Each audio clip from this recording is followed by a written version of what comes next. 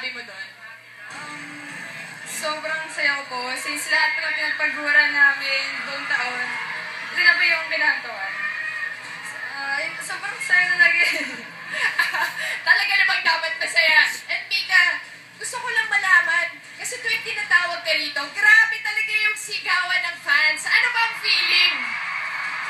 Thankful po ako sa support nila and thankful din po kasi support nila yung team namin and sana po hindi po sila magsawang sumupport sa team namin.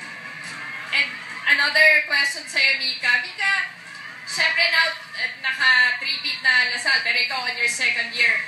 What is the future of the LSU with you still playing for Coach Ramil?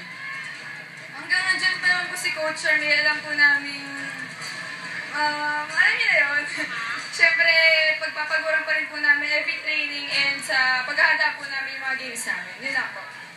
Thank you, Mika. Pero I'll give you a chance to say thank you to the many, many fans that are supporting you and the entire team.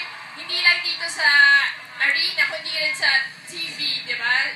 This is your chance. Thank you po sa lahat ng sumusupport sa team namin. Thank you so much.